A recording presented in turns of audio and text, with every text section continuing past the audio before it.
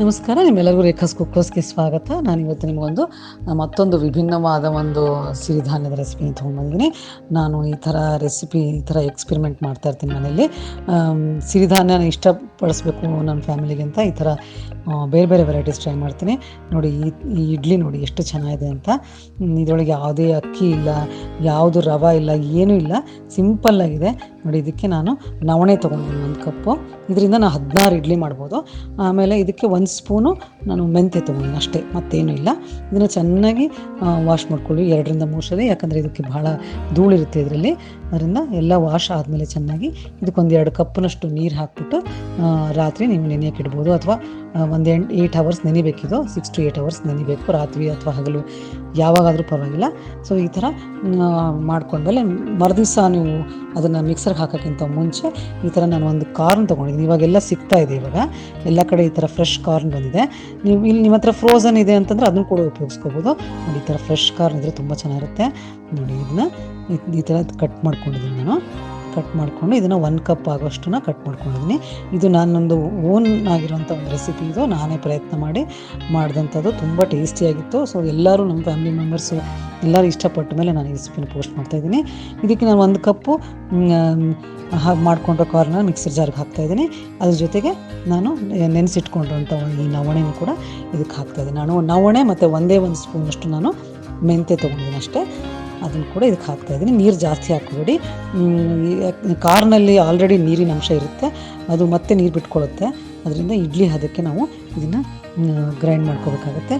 ನೋಡಿ, ಈ ಥರ ಇದೆಲ್ಲ ನೋಡಿ ಎಷ್ಟು ಸ್ಮೂತಾಗಿ ಮಾಡ್ಕೋಬೇಕು ಚೆನ್ನಾಗಿ. ನೋಡಿ, ರೆಡಿಯಾಗಿದೆ ಇವಾಗ. ನೋಡಿದ್ರಲ್ಲ, ಇದರಿಂದ 16 ಇಡ್ಲಿ ಆಗುತ್ತೆ. ಇದನ್ನು ಮುಚ್ಚಿಟ್ಟು ಫರ್ಮೆಂಟ್ ಆಗಕ್ಕೆ ಬಿಡಬೇಕು, 8ರಿಂದ 10 ಗಂಟೆ ಆಗಬೇಕು ಅದಕ್ಕೆ. ಈಗ ನೋಡಿ, ಇದಕ್ಕೆ ನಾನು ಇದು ಮಾಡೋಕ್ಕಿಂತ ಮುಂಚೆ ನಾನು ಒಂದು ಸ್ವಲ್ಪ ಎಣ್ಣೆ ಹಾಕ್ಕೊಂಡು ಅದಕ್ಕೆ 1 ಸ್ಪೂನು ನಾನು ಸಾಸಿವೆ, ಹಿಂಗು ಮತ್ತು ಒಂದು ಚೂರು ಅರಿಶಿನ ಹಾಕ್ಕೊತಾ ಇದ್ದೀನಿ, ಪಿಂಚಿನಷ್ಟು. ಇದಕ್ಕೊಂಚೂರು ಕಲರು ಕೊಡುತ್ತೆ, ಆಮೇಲೆ ಚೆನ್ನಾಗಿರುತ್ತೆ ಅಂತ ಹೇಳ್ಬಿಟ್ಟು ಹಾಕ್ತಾಯಿದ್ದೀನಿ. ನೋಡಿ, ಈ ಥರ ಇದಕ್ಕೆ ಫರ್ಮೆಂಟ್ ಆಗಿದೆ. ನೋಡಿ ಎಷ್ಟು ಚೆನ್ನಾಗಿ ಫರ್ಮೆಂಟ್ ಆಗಿದೆ. ಇದಕ್ಕೆ ಕಾರ್ನ್ ಜೊತೆಗೆ ಹಾಕಿ ನಾನು ಫರ್ಮೆಂಟ್ ಮಾಡಿರೋದು. ನೋಡಿ ಎಷ್ಟು ಚೆನ್ನಾಗಿದೆ, ಎಷ್ಟು ಉಬ್ಕೊಂಡು ಬಂದಿದೆ. ಇದಾದ ನಂತರ ಅದಕ್ಕೆ ಉಪ್ಪು ಹಾಕ್ತಾಯಿದ್ದೀನಿ. ರುಚಿಗೆ ತಕ್ಕಷ್ಟು ಉಪ್ಪು ಹಾಕ್ಕೊಳ್ಳಿ. ನಿಮಗೆ ಇದಕ್ಕೆ ತರಕಾರಿ ಅಥವಾ ಏನು ಬೇಕಾದ್ರೂ ಹಾಕ್ಕೋಬೋದು. ನಾನು ಇದಕ್ಕೆ ಒಂದು ಅರ್ಧ ಕಪ್ನಷ್ಟು ತುರಿದಿರೋಂಥ ಕ್ಯಾರೆಟ್ ಹಾಕ್ಕೋತಾ ಇದ್ದೀನಿ.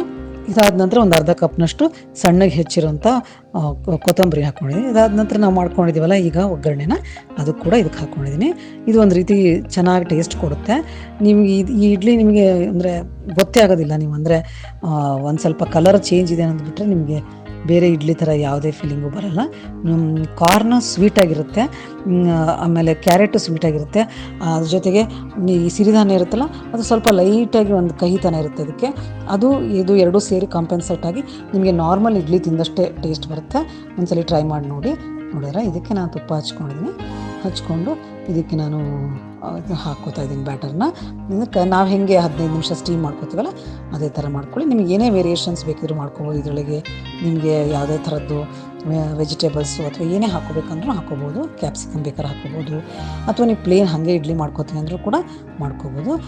ನೋಡಿ, ಈ ಥರ ರೆಡಿಯಾಗಿದೆ. ಈಗ ಇದನ್ನು ನಾನು ಕುಕ್ಕರಲ್ಲಿ ಒಂದು 15 ನಿಮಿಷ ಇಟ್ಟಿದ್ದೀನಿ. ನೋಡಿ, ಈಗ ತೋರಿಸ್ತೀನಿ ಎಷ್ಟು ಚೆನ್ನಾಗಿದೆ ಇಡ್ಲಿ ಅಂತ.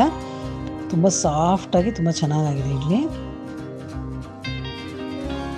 ನೋಡಿದ್ರಲ್ಲ, ಈ ಥರ ಇದು ಬಾಯಲ್ಲಿ ಕರ್ಗೋ ಹಂಗಿದೆ ಇಡ್ಲಿ. ನೋಡಿ ಎಷ್ಟು ಚೆನ್ನಾಗಿದೆ.